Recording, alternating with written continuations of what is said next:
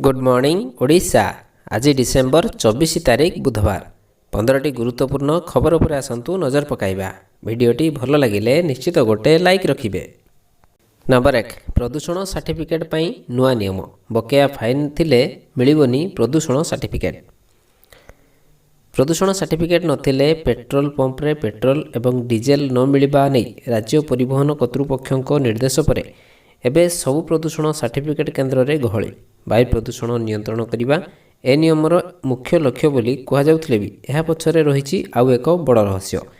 पूर्व फाइन बकेया थिले प्रदूषण सर्टिफिकेट मिलबनी बोली कहिसेंती प्रदूषण सर्टिफिकेट प्रस्तुतकारी। परिवहन विभाग तथ्य अनुसार हजार हजार गाड़ी मालिकों नारे पूर्वर अनेक ट्राफिक फाइन बकेया पड़ी जहां वर्ष वर्ष धरी पैठ करूना गाड़ी चालक। एबे नुआ नियम अनुजाई प्रदूषण सर्टिफिकेट करने को गले जड़े पुराना बकेया फाइन पैठ करने पड़ो। फाइन आदाय पर सरकार यह एक मास्टर प्लान बोली कहुच्छी। तेबे केते सफल होउछि ए योजना ताहा समय कहब। नंबर 2 दोछकी महानदीर भाग्य और भविष्यत। छत्तीसगढ़ सह आपस आलोचन हेब महानदीर समाधान। मोहन सरकार बारंबार एभली दंभोक्ति देखाउथुवा बेले उच्चस्तरीय कमिटी सदस्यों मध्य किंतु एने सहमति हो पारिनी जहाँ महानदीर भाग्य और भविष्यत को पुणी थे अंधार को ठेली देछि। उपमुख्यमंत्री केभी सिंहदेव अध्यक्षतार बसिथिबा बैठक में छत्तीसगढ़ एवं ओडिशा मध्य आपस आलोचनार समाधान पर सहमति हो पारि नथिले भी मतामत नहीं कमिटी। विवाद आरंभरू ए जाए ओडिशार प्रतिटी पदक्षेप को अनुशीलन कर ट्रिब्यूनाल रे केमिति लड़ी राज्य आगकू कौन पदक्षेप से नहीं होइछि आलोचना। नंबर 3 सहर में गड़ब 100टी आम बस 8टी रूट्रे चलो मुख्यालय को भी जोड़। ब्रह्मपुर को मिल नुआ वर्ष भेटी सहर में गड़ब 100टी नुआ बस। भित्तिभूमि सजाड़ा सर्वे आरंभ होता बेले जनवरी 15 सुधा यही नुआ बस चलो। ब्रह्मपुर गोपालपुर छत्रपुर पुरुषोत्तमपुर आस्का हिंजाली दिगपहंडी चिकिटी और सोनपुर को गड़ब बस। क्रूट जरिया यही बस किण जनवरी 15 सुधा प्रथम पर्यायर 50टी बस आसब। बस रही लगी सर्वे आरंभ होता बेले किछि नुआ बस स्टॉप भी निर्माण हेबो। एथिपाई जमी जोगाइबे ब्रह्मपुर उन्नयन कर्तृपक्ष। नंबर 4 राज्य में असंभाल जाड़ 26 जाए राज्यर घन कुहुड़ीर आलर्ट।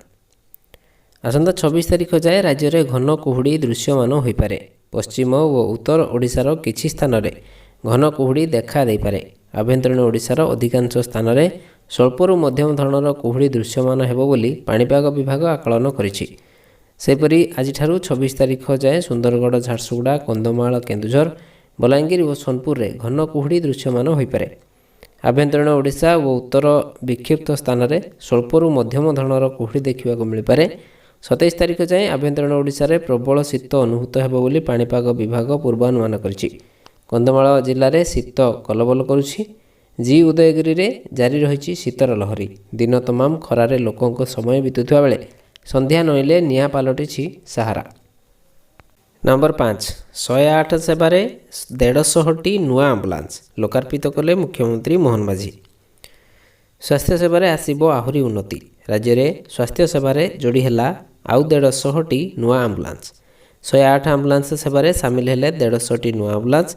कलिंग स्टाडियम रे मुख्यमंत्री मोहन चरण माझी यही आम्बुलांस को लोकार्पित करिसेंती। भुवनेश्वर कलिंग स्टाडियम ठारे मुख्यमंत्री आज प्रथम पर्यायर 150टी नुआ आम्बुलांस लोकार्पण करिसेंती। जनवरी सुधा मोट 428टी आम्बुलांस लोकार्पण हेबो। एबे सारा राज्य में 866टी आम्बुलांस चलुछि। एही 866टी मध्य 449टी मौलिक जीवन रक्षाकारी आम्बुलांस एवं 6टी नौका आम्बुलांस एवं 411टी उन्नत जीवन रक्षाकारी आम्बुलांस। 108 आम्बुलांस सेवा व्यतीत गर्भवती माँ एवं असुस्थ शिशु को डाक्तरखाना नेबा निमंते राज्य में 500टी जननी एक्सप्रेस आम्बुलांस व्यवस्था रही। नंबर 6 श्रीमंदिर गणति मणति पाई एसओपी प्रस्तुत होउछि। खूब शीघ्र आरंभ हेबो प्रक्रिया। श्रीमंदिर रत्नभंडार मरामती एवं गणति मणति संपर्कित जनस्वार्थ मामलार एएसआई पक्षर हाइकोर्ट रे सत्यपाठ दाखल होइछि। रत्नभंडार मरामती काम शेष होइतिबा नै सत्यपाठ रे उल्लेख रही। ମରାମତି ପରେ ମନ୍ଦିର ପ୍ରଶାସନକୁ ହସ୍ତାନ୍ତର କରାଯାଉଛି। ଗଣତିମଣତି ପାଇଁ SOP ପ୍ରସ୍ତୁତ ହେଉଛି। ଖୁବ୍ ଶୀଘ୍ର ପ୍ରକ୍ରିୟା ଆରମ୍ଭ ହେବ ବୋଲି କୋର୍ଟଙ୍କୁ ଅବଗତ କଲେ ଆଡ଼ଭୋକେଟ୍ ଜେନେରାଲ। ପୂର୍ବରୁ ଶ୍ରୀମନ୍ଦିର ପରିଚାଳନା କମିଟିର ଗୁରୁତ୍ୱପୂର୍ଣ୍ଣ ବୈଠକରେ ଗଣତିମଣତି ନେଇ ନିଷ୍ପତ୍ତି ହୋଇଥିଲା। ରାଜ୍ୟ ସରକାରଙ୍କ ମାର୍ଗଦର୍ଶିକା ଅନୁସାରେ ରତ୍ନଭଣ୍ଡାର ଅଳଙ୍କାର ଗଣତିମଣତି କରାଯିବ ବୋଲି ବୈଠକ ପରେ ଶ୍ରୀମନ୍ଦିର ମୁଖ୍ୟ ପ୍ରଶାସକ ଅରବିନ୍ଦ ପାଢ଼ୀ କହିଥିଲେ। ରତ୍ନଭଣ୍ଡାର ରତ୍ନ ଅଳଙ୍କାର ଗୁଡ଼ିକର ଡିଜିଟାଇଜେସନ୍ କରାଯିବ ବୋଲି ମଧ୍ୟ ସେ ସୂଚନା ଦେଇଥିଲେ। ନମ୍ବର 7, ବାଂଲାଦେଶରେ ବଢ଼ୁଛି ହିନ୍ଦୁମାନଙ୍କ ଉପରେ ଅତ୍ୟାଚାର। ବାଂଲାଦେଶରେ ହିନ୍ଦୁମାନଙ୍କ ଉପରେ ଅତ୍ୟାଚାର ବଢ଼ୁଛି। ରାସ୍ତାରେ ନିରୀହ ହିନ୍ଦୁମାନଙ୍କୁ ହତ୍ୟା କରାଯାଉଛି। ବାଂଲାଦେଶରେ ଭାରତୀୟ ଉଚ୍ଚାୟୁକ୍ତ ଉପରେ ଆକ୍ରମଣ ହେଉଛି, କିନ୍ତୁ ଓଲଟି ବାଂଲାଦେଶ ଭାରତୀୟ ଉଚ୍ଚାୟୁକ୍ତଙ୍କୁ ତଲବ କରୁଛି। ବାହାନା ହେଉଛି ଭାରତରେ ଥିବା ବାଂଲାଦେଶ ଦୂତାବାସ ଉପରେ ଆକ୍ରମଣ ହେଉଛି। ବିଶ୍ୱ ହିନ୍ଦୁ ପରିଷଦ ଆଜି 2025ରେ ଦିଲ୍ଲୀରେ ପ୍ରତିବାଦ କରୁଛି। ନିକଟରେ ବାଂଲାଦେଶରେ ଜଣେ ହିନ୍ଦୁ ଯୁବକ ଦୀପୁ ଚନ୍ଦ୍ରଙ୍କୁ ହତ୍ୟା କରାଯାଇଥିଲା। ଏହାର ପ୍ରତିବାଦରେ ଏହି ବିକ୍ଷୋଭ କରାଯାଉଛି। ପୀଡ଼ିତ ପରିବାରକୁ ନ୍ୟାୟ ଦାବି କରି ବିଶ୍ୱ ହିନ୍ଦୁ ପରିଷଦର କର୍ମୀମାନେ ସକାଳ 11ଟାରୁ ବାଂଲାଦେଶ ହାଇକମିଶନଙ୍କ ବାହାରେ ଏକାଠି ହୋଇଛନ୍ତି, କିନ୍ତୁ ଏହାକୁ ବାଂଲାଦେଶ ନିଜ ଦୂତାବାସ ଉପରେ ଆକ୍ରମଣ ବୋଲି ଭାବୁଛି ଓ ଏଥିପାଇଁ ଭାରତୀୟ ଉଚ୍ଚାୟୁକ୍ତଙ୍କୁ ତଲବ କରିଛି। ନମ୍ବର 8, ଦିଲ୍ଲୀରେ ବାୟୁ ପ୍ରଦୂଷଣ ସାଙ୍ଗକୁ ଘନ କୁହୁଡ଼ି, କାମ ଦେଉନି କଟକଣା। ଘନ କୁହୁଡ଼ି ଓ ଉତ୍କଟ ବାୟୁ ପ୍ରଦୂଷଣରେ ରୁଦ୍ଧି ହୋଇଗଲାଣି ଦେଶର ରାଜଧାନୀ ଦିଲ୍ଲୀ। ଘନ କୁହୁଡ଼ି ଯୋଗୁଁ ଦୃଶ୍ୟମାନ ଦୂରତା ମଧ୍ୟ ହ୍ରାସ ପାଇଛି। ଅତି ଖରାପ ରହିଛି ବାୟୁ ଗୁଣବତ୍ତା। ସକାଳ 7ଟା ସୁଦ୍ଧା ଦିଲ୍ଲୀର ସାମଗ୍ରିକ ବାୟୁ ଗୁଣବତ୍ତା ସୂଚକାଙ୍କ AQI 414 ଥିଲା। କେତେକ ସ୍ଥାନରେ ଏହା ଯଥେଷ୍ଟ ଅଧିକ ରହିଥିଲା। ଆନନ୍ଦ ବିହାରରେ 466, ମୁନ୍ଦକାରେ 451, ଅଶୋକ ବିହାରରେ 444 ଏବଂ ITO ଅଞ୍ଚଳରେ AQI ଥିଲା 436। ଇଣ୍ଡିଆ ଗେଟ୍, କର୍ତ୍ତବ୍ୟ ପଥ ଓ ରାଷ୍ଟ୍ରପତି ଭବନ ଅଞ୍ଚଳରେ ଘନ କୁହୁଡ଼ି ସାଙ୍ଗକୁ 400 ଉପରେ AQI ରେକର୍ଡ କରାଯାଇଛି। ନମ୍ବର 9, ଟେସ୍ଲାର ମୁଖ୍ୟ ଏଲନ୍ ମସ୍କ ଦୁନିଆର ମହାଧନୀ। 40 ଜଣ ଧନୀଙ୍କ ମୋଟ ସମ୍ପତ୍ତିଠାରୁ ଅଛନ୍ତି ଆଗୁଆ। ଟେସ୍ଲାର ମୁଖ୍ୟ ଏଲନ୍ ମସ୍କ ଦୁନିଆର ମହାଧନୀ ଭାବେ ଉଭା ହୋଇଛନ୍ତି। ତାଙ୍କ ପାଖରେ ଯେତିକି ସମ୍ପତ୍ତି ଅଛି ତାହା ଅନ୍ୟ କାହା ପାଖରେ ନାହିଁ। ସେ ଦୁନିଆର ପ୍ରଥମ ବ୍ୟକ୍ତି ଯାହାଙ୍କ ପାଖରେ $750 ବିଲିୟନ ଅଧିକ ସମ୍ପତ୍ତି ରହିଛି। ଭାରତୀୟ ମୁଦ୍ରାରେ ମସ୍କଙ୍କ ସମ୍ପତ୍ତି ପରିମାଣ ହେଉଛି 67.18 ଲକ୍ଷ କୋଟି ଟଙ୍କା। ଗତ 4 ଦିନରେ ତାଙ୍କ ସମ୍ପତ୍ତିରେ 13.46 ଲକ୍ଷ କୋଟି ଟଙ୍କାର ବୃଦ୍ଧି ଘଟିଛି। ମସ୍କଙ୍କ ସମ୍ପତ୍ତି ପାକିସ୍ତାନ, ଶ୍ରୀଲଙ୍କା ଓ ନେପାଳ ମିଳିତ ଅର୍ଥନୀତିଠାରୁ ମଧ୍ୟ ଅଧିକ। ଏହି ତିନି ଦେଶର GDP $555 ବିଲିୟନ ହୋଇଥିବା ବେଳେ ମସ୍କ ସେମାନଙ୍କଠାରୁ ଯଥେଷ୍ଟ ଆଗରେ ଅର୍ଥାତ୍ $750 ବିଲିୟନରେ ରହିଛନ୍ତି। ନମ୍ବର 10, ଭାରତକୁ ପାକିସ୍ତାନ ନେତାଙ୍କ ଧମକ। ବାଂଲାଦେଶ ସହିତ ସ୍ୱର ମିଳାଇ ଭାରତକୁ ଧମକ ଦେଲା ପାକିସ୍ତାନ।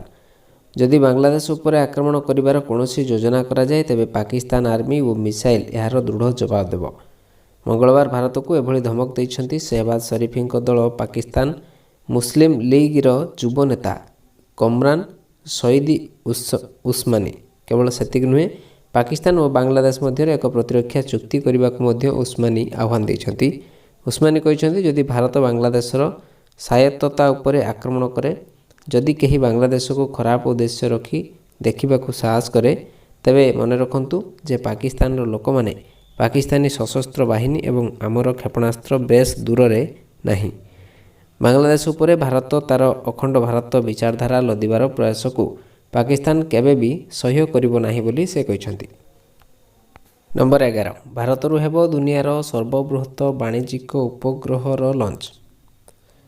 ଭାରତୀୟ ମହାକାଶ ଗବେଷଣା ସଂଗଠନ ଆଉ ଏକ କୀର୍ତ୍ତିମାନ ନିଜ ନାଁରେ କରିବାକୁ ଯାଉଛି। ଡିସେମ୍ବର 24ରେ ଏହାର ସବୁଠାରୁ ଶକ୍ତିଶାଳୀ ରକେଟ୍ LVM-3 ସାହାଯ୍ୟରେ ପରବର୍ତ୍ତୀ ପିଢ଼ିର ବାଣିଜ୍ୟିକ ଉପଗ୍ରହ ବ୍ଲୁ ବାର୍ଡ ବ୍ଲକ୍ 2 ଉତ୍କ୍ଷେପଣ କରିବ। ଏହି ମିଶନ ଆମେରିକୀୟ କମ୍ପାନୀ AST ସ୍ପେସ୍ ମୋବାଇଲ ସହିତ ଏକ ବାଣିଜ୍ୟିକ ଚୁକ୍ତି ଅନୁଯାୟୀ ପରିଚାଳିତ ହେଉଛି। ଶ୍ରୀହରିକୋଟାରୁ ଏହି ଉତ୍କ୍ଷେପଣ ମୋବାଇଲ କନେକ୍ଟିଭିଟିରେ କ୍ରାନ୍ତି ଆଣିପାରେ। ଏହି ଉପଗ୍ରହଟି ସିଧାସଳଖ ସ୍ମାର୍ଟଫୋନକୁ ହାଇସ୍ପିଡ୍ ବ୍ରଡବ୍ୟାଣ୍ଡ ସେବା ପ୍ରଦାନ କରିବା ପାଇଁ ଡିଜାଇନ୍ କରାଯାଇଛି। ନମ୍ବର 12, ରେକର୍ଡ ସ୍ତରରେ ପହଞ୍ଚିଛି ସୁନା ଦର। ଭୁବନେଶ୍ୱରରେ 24 କ୍ୟାରେଟ୍ ସୁନା 10 ଗ୍ରାମ ପ୍ରତି 1,38,000 ଟଙ୍କା। ରେକର୍ଡ ସ୍ତରରେ ପହଞ୍ଚିଛି ସୁନା ଦର। ଭୁବନେଶ୍ୱରରେ 24 କ୍ୟାରେଟ୍ ସୁନା 10 ଗ୍ରାମ ପିଛା ଦର 1,38,550 ଟଙ୍କା ରହିଛି। ଗତକାଲି ତୁଳନାରେ ଆଜି 3,200ରୁ ଅଧିକ ଟଙ୍କା ବଢ଼ିଛି। ସେହିପରି 22 କ୍ୟାରେଟ୍ ସୁନା 10 ଗ୍ରାମ ପିଛା ଦାମ 1,22,000 ଟଙ୍କା ରହିଛି, ଯାହା ଗତକାଲି ତୁଳନାରେ 3,000ରୁ ଅଧିକ ଟଙ୍କା ବଢ଼ିଛି। ଏହାସହ ଆଜି ସୁନା ଦର ସର୍ବକାଳୀନ ସ୍ତରରେ ପହଞ୍ଚିଛି। ରେକର୍ଡ ସ୍ତରରେ ସୁନା ଦର ଭୁବନେଶ୍ୱରରେ 24 କ୍ୟାରେଟ୍ ସୁନା 10 ଗ୍ରାମ 1,38,000 ଟପିଛି। ସୁନା ଦର ବଢ଼ିବାର ଅନେକ କାରଣ ରହିଛି। ଡଲାର ତୁଳନାରେ ଟଙ୍କାର ମୂଲ୍ୟ ହ୍ରାସ, ୟୁକ୍ରେନ ରୁଷ ଯୁଦ୍ଧ ଓ ବିଶ୍ୱବ୍ୟାପୀ ଅଶାନ୍ତି ଭିତରେ ସୁନାରେ ନିବେଶ ବଢ଼ୁଛି। ସୁନାରେ ନିବେଶ କରିବା ସୁରକ୍ଷିତ ବୋଲି ଭାବୁଛନ୍ତି ନିବେଶକ, ଫଳରେ ସୁନା ଦର ବଢ଼ିବାରେ ଲାଗିଛି। ନମ୍ବର 13, ବିଦେଶ ମାଟିରେ ମୋଦି ସରକାରଙ୍କ ବିରୋଧରେ ବର୍ଷିଲେ ରାହୁଲ। ଭାରତର ପ୍ରତିଷ୍ଠାନଗୁଡ଼ିକୁ କବ୍ଜା କରିଛି ବିଜେପି।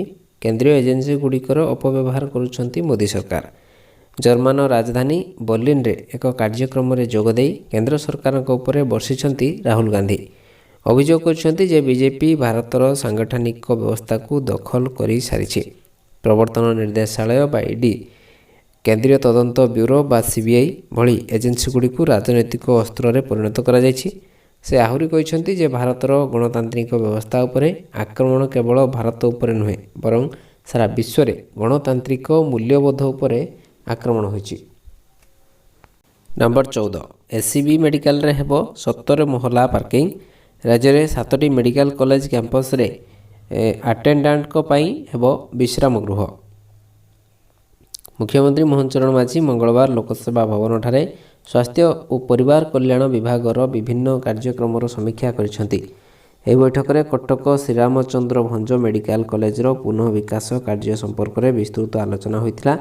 ରାଜ୍ୟରେ ସର୍ବବୃହତ ମେଡିକାଲ କଲେଜ ହିସାବରେ ଏଠାକୁ ପ୍ରତିଦିନ ହଜାର ହଜାର ରୋଗୀ ଓ ସେମାନଙ୍କର ସମ୍ପର୍କୀୟମାନେ ଆସିଥାନ୍ତି। ଏହି ମେଡିକାଲ କଲେଜକୁ ଏକ ବିଶ୍ୱସ୍ତରୀୟ ମେଡିକାଲ କଲେଜ ରୂପେ ବିକଶିତ କରିବା ପାଇଁ ରାଜ୍ୟ ସରକାର ଲକ୍ଷ୍ୟ ରଖିଛନ୍ତି।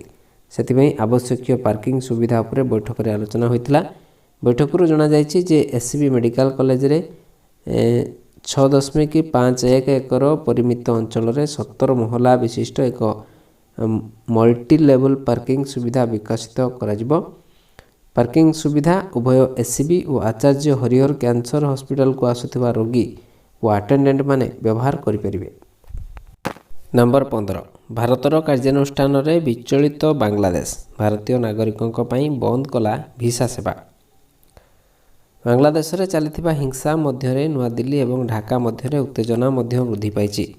ସୋମବାର ବାଂଲାଦେଶ ନୂଆଦିଲ୍ଲୀରେ ଥିବା ଏହାର ହାଇକମିଶନ ଏବଂ ତ୍ରିପୁରାରେ ଥିବା ଏହାର ମିଶନରେ ଭିସା ସେବାକୁ ଅସ୍ଥାୟୀ ଭାବରେ ସ୍ଥଗିତ ରଖିଛି। ପ୍ରଦର୍ଶନକାରୀ ଉଭୟ ମିଶନ ବାହାରେ ପ୍ରଦର୍ଶନ କରିବା ପରେ ଏହି ନିଷ୍ପତ୍ତି ନିଆଯାଇଛି। ବାଂଲାଦେଶର ବୈଦେଶିକ ବ୍ୟାପାର ପରାମର୍ଶଦାତା କହିବାର ଗୋଟିଏ ଦିନ ପରେ ଏହି ନିଷ୍ପତ୍ତି ଆସିଛି ଯେ ଢାକା ଭାରତରେ ନିଜର ଉପସ୍ଥିତି ହ୍ରାସ କରିବାକୁ ବିଚାର କରୁଛି। ଏହି ସମୟରେ ଭାରତ ଚିଟାଗଙ୍ଗରେ ଅସ୍ଥାୟୀ ଭାବରେ ଭିସା ସେବାକୁ ସ୍ଥଗିତ ରଖିଛି। ଭିସା ସେବା ସ୍ଥଗିତ କରିବା ବିଷୟରେ ସୂଚନା ଦେଇ ଦିଲ୍ଲୀରେ ଥିବା ବାଂଲାଦେଶ ହାଇକମିଶନ ବାହାରେ ଏକ ନୋଟିସ ଲଗାଯାଇଛି। ନୋଟିସରେ ଲେଖାଯାଇଛି, ଅପ୍ରୀତିକର ପରିସ୍ଥିତି ଯୋଗୁଁ ପରବର୍ତ୍ତୀ ନୋଟିସ ପର୍ଯ୍ୟନ୍ତ ନୂଆଦିଲ୍ଲୀରେ ଥିବା ବାଂଲାଦେଶ ହାଇକମିଶନରେ ସମସ୍ତ କନସୁଲାର ଏବଂ ଭିସା ସେବାକୁ ଅସ୍ଥାୟୀ ଭାବରେ ସ୍ଥଗିତ ରଖାଯାଇଛି। ବାସ୍ ଆଜି ପାଇଁ ଏଇଠି ରଖୁଛି। ପୁଣି ଆସିବି ଲାଟେଷ୍ଟ ଅପଡେଟ୍। ସେ ପର୍ଯ୍ୟନ୍ତ ବିଦାୟ ନେଉଛି।